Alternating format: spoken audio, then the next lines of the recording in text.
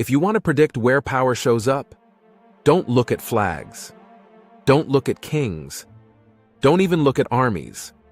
Look at water. Because the real superpower generator isn't courage or genius.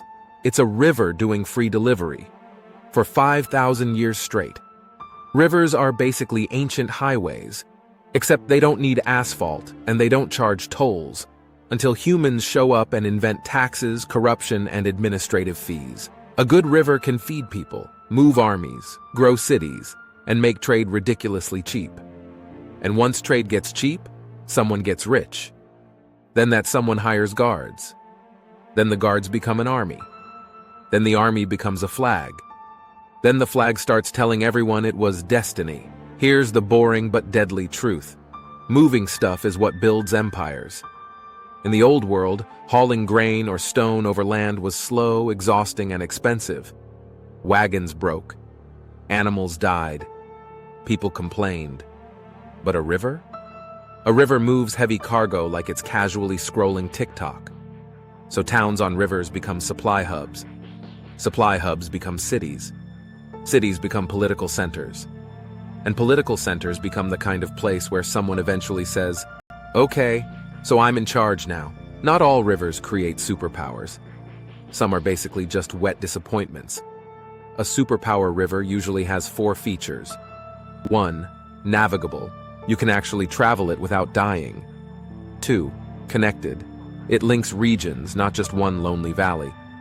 3. Predictable-ish. It floods, sure, but not in a way that deletes reality every year. 4.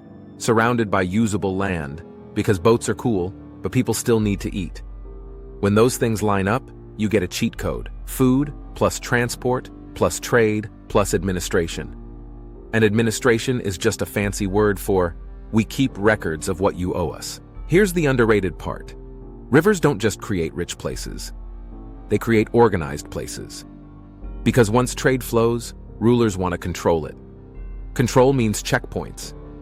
Checkpoints mean officials. Officials mean paperwork. Paperwork means, congratulations, you've invented the state. This is why so many early power centers grow around river systems. Not because humans love water, but because leaders love predictable income. A river makes a region legible. You can monitor boats, count cargo, and tax everyone without sprinting across mountains like a lunatic. Now the dark twist. The same river that makes you rich also makes you invadable. Because rivers are highways for everyone, including people with weapons and confidence. If your river is a beautiful trade route, congratulations. You've also built a welcome mat for conquerors. So powerful river civilizations develop a weird habit. They get sophisticated and paranoid. They build forts. They patrol. They fight over choke points. They argue about security, which is history's way of saying, we're rich, and we'd like to stay that way. Okay, so why do mountains so often become borders? Because mountains are the opposite of rivers. A river says, come through, bring goods. A mountain says, try it, I dare you. Mountains make movement expensive and slow. They break supply lines. They isolate communities. And isolation does something powerful. It keeps people culturally distinct long enough to become different enough to hate each other professionally. So mountains don't usually create giant unified superpowers. They create pockets, regions, identities, and borders. And then those borders turn into politics. And politics turns into maps. And maps turn into arguments that last 300 years. Here's the part that should bother you. This isn't ancient history.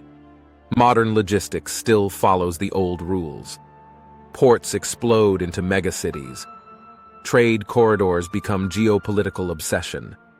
And supply chains are basically just rivers with paperwork, except now the boats are containers and the pirates wear suits.